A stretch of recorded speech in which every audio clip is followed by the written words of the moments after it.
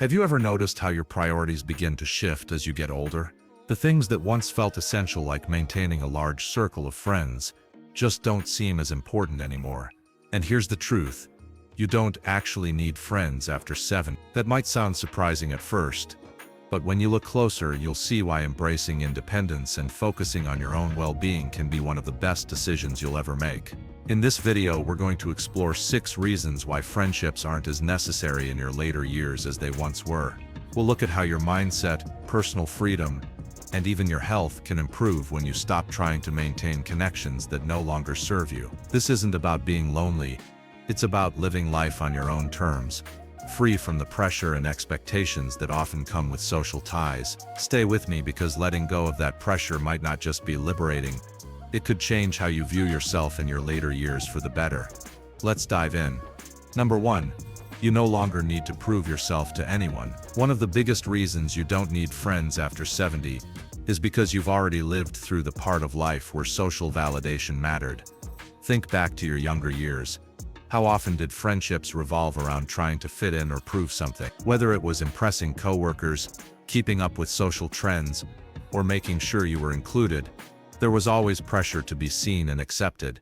But now none of that really matters. You've already built your story, and other people's opinions don't carry the same weight they once did. At this age, you know that true fulfillment doesn't come from external approval. It comes from within. You don't have to chase friendships for status or reputation anymore. You are who you are, and you don't need anyone else to confirm it. Many younger people spend time worrying about how they're perceived, whether they're liked, respected, or admired. But by the time you reach your later years, you realize that none of that defines your worth. You get to define your own value, and you don't need a crowd around to support that. Think about Harold, a man in his early 70s who spent most of his life in the corporate world. He was always surrounded by people, colleagues, acquaintances, so-called friends. But most of those relationships were built on convenience, not true connection. Once he retired, those friendships disappeared. At first, he tried to keep the connections alive. Then he had a realization: why bother with friendships that only existed because of work? Instead, he turned his attention inward. He revisited old hobbies, rediscovered past interests, and stopped trying to impress anyone. Without the pressure of maintaining shallow relationships, he felt free. No more forced small talk. No more obligations. No more worrying about being liked. For the first time in years, he was just living for himself, and it felt good. That's the shift. When you stop needing others' approval, you realize how much energy was spent on friendships that didn't bring true value. You no longer need to prove anything. You no longer need to meet anyone else's standards. The only person you need to answer to is you. Number 2. Peace becomes more valuable than socializing. As you grow older, something changes. Peace begins to feel more valuable than socializing. In your younger days, being around people might have felt essential. The noise, the gatherings, the energy. But with time, something else becomes more meaningful. Quiet. Not just silence, but a kind of peace that lets you feel completely at ease, free from drama, expectations, and social exhaustion. Even the best friendships come with responsibilities. Returning calls, accepting invitations, keeping in touch. And it's not that friendships are bad. It's just that at some point they start to feel like more effort than reward. You don't have to keep up just because others expect you to. You've earned the right to decide how you spend your time. And with whom. Take Margaret, for example. She's 74 and used to have a full calendar: lunches, group chats, holiday meetups. But as the years passed, she began to notice that many of these interactions left her feeling drained. The conversations felt repetitive. Some friends only called to complain. Others were more interested in gossip than meaningful connection. So she stepped back. She stopped feeling guilty for declining invitations she didn't enjoy. She didn't rush to answer every call or message. She started embracing the quiet instead. And in that quiet, she found something beautiful. She took longer walks, spent more time in nature, and finally read the books she'd put off for years. Most of all, she realized that solitude wasn't loneliness. It was peace. That's the gift of this stage in life. You no longer need constant activity to feel fulfilled. You can enjoy your own company and let go of the need for outside validation. You can choose calm over chaos, peace over pressure. So if you've ever felt guilty for pulling back, remind yourself, you're not withdrawing from life. You're choosing a better way to live it. Number 3. Fewer friendships mean fewer disappointments. One of life's tougher lessons is learning that not everyone who calls themselves a friend truly is. Over the years, you've probably seen it. People who drifted away, disappeared when you needed them most, or revealed that your friendship was one-sided. By the time you're 70, you realize that fewer friendships don't just mean less effort. They mean fewer letdown. Friendships, no matter how strong, come with expectations. There's a need to check in, be there, offer support. But when those expectations aren't met, disappointment follows. You reach out, they don't respond. You give, others don't give back. And at this point in life, do you really need that kind of emotional weight? Take William, now 78. He's seen friendships fade. Some ended naturally, others because he realized he was always the one putting in the effort. People he'd known for decades suddenly seemed too busy, too distracted, or just uninterested. At first it hurt. He wondered what had changed, but then he realized he hadn't changed. He'd just stopped tolerating one-sided relationships. That's the freedom that comes with age. When you stop needing a big group of friends, you also stop facing the heartache of unmet expectations. You're no longer frustrated when people don't check in or sad when connections fade. You can now focus on the most important person, yourself, and that doesn't mean isolate. It means choosing quality over quantity, whether it's family, a close friend, or a deeper connection with yourself. Those are the relationships that count. So if you've ever felt like friendships brought more stress than joy, remember, it's okay to let go. It's okay to choose simplicity over complexity. Number 4. Your time becomes more precious. As you age, you start to understand time is your most valuable resource. In younger years it felt endless. More time to socialize, more time to build friendships, more time to worry about who was in your life. But by 70, your perspective shifts. Every moment counts, and when you see time for what it really is, limited, you become more selective with how you spend it. Friendships, no matter how meaningful, take time and energy. There are calls to return, plans to keep, visits to make. And while some are worth it, many are simply routines we've never questioned, relationships we keep out of habit, not joy. At this stage you have every right to ask, is this how I want to spend my time? Does this friendship bring me happiness? Or just feel like another item on my to-do list? Think of Richard, now in his 80s. He used to be socially active, dinner parties, outings, regular call. But over time he noticed something had changed. What once felt fun now felt exhausting. One day, after another lunch filled with small talk and complaints, he had a revelation. He didn't want to do this anymore. So he stopped saying yes out of habit, and started saying no when it didn't feel right. Instead of spending hours in draining conversations, he used his time differently. He read more, walked outside, learned new things, and enjoyed the peace of his own company. And surprisingly, he didn't feel lonely at all. In fact, he felt more fulfilled than ever, because he was finally spending time the way he wanted to. That's what happens when you let go of friendships that no longer serve you. You gain something priceless. Time. Time for what you love. Time to live at your pace. Time for you. So next time you wonder whether a friendship is worth it, ask yourself, is this the best use of my time?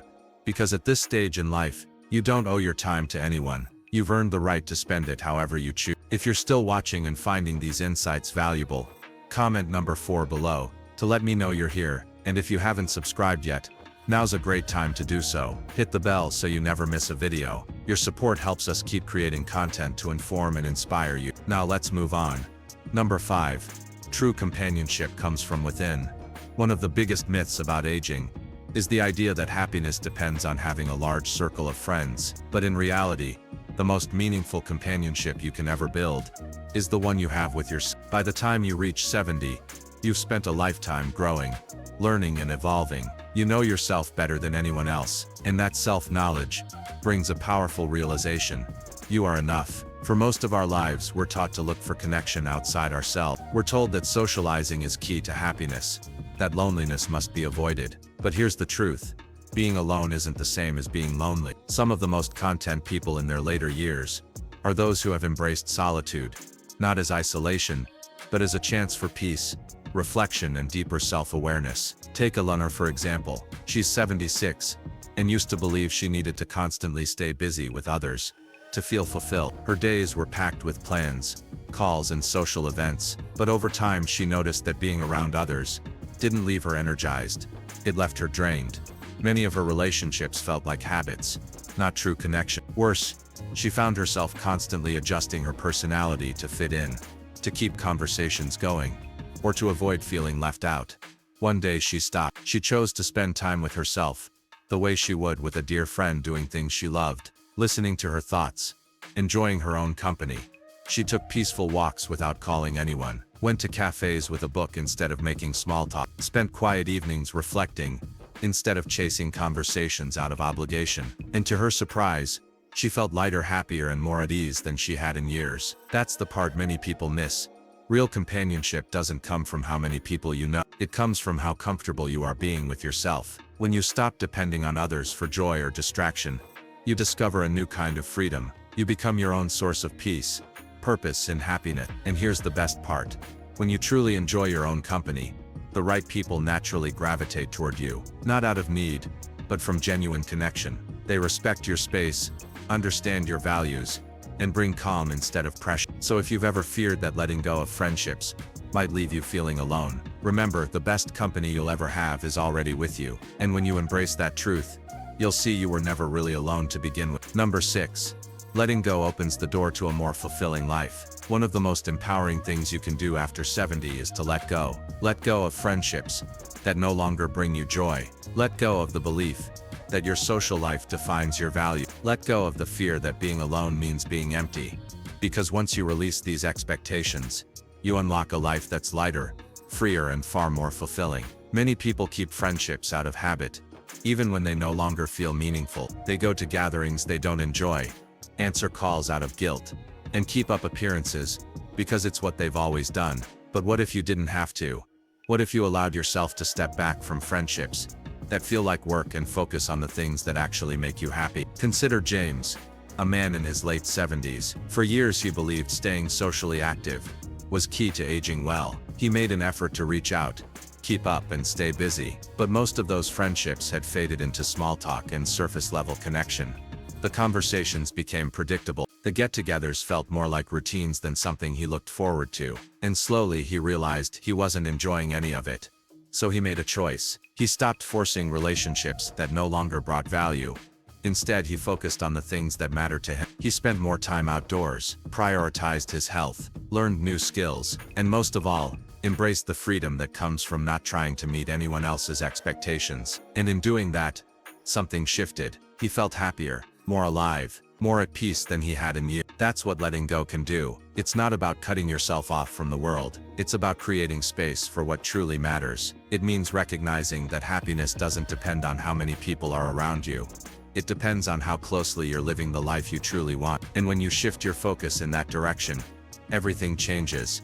You stop stressing over who's checking in. You stop pretending to enjoy conversations that don't feed your spirit. Instead, you begin to value the little moments, like a quiet morning, a hobby you love, or the calm that comes from being at peace with yourself. You realize fulfillment isn't about maintaining friendships out of duty. It's about living in a way that feels real and right to you. So if you've been asking yourself whether you should be doing more to keep up with friends, ask this instead. Is this truly making me happy? Or am I holding on just because it's familiar? Because once you give yourself permission to let go, life becomes clearer, lighter, and far more meaningful than you ever imagined.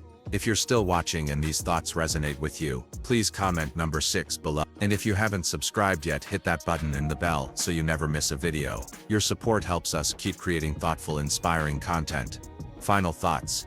As we close this video, take a moment to reflect on what we've covered. The idea that you don't need friends after 70 isn't about being alone. It's about being free. It's about letting go of unnecessary effort, choosing peace over pressure, and living in a way that reflects who you are today, not who you were years ago. You've seen how walking away from friendships that no longer serve you can actually add more joy, time, and fulfillment than you ever thought possible.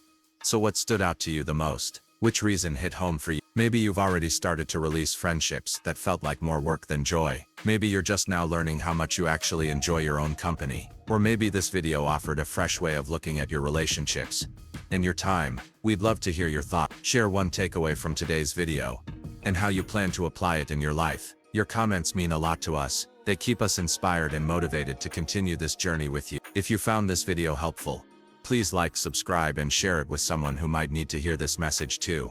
Thanks for watching, and we look forward to seeing you in the next video.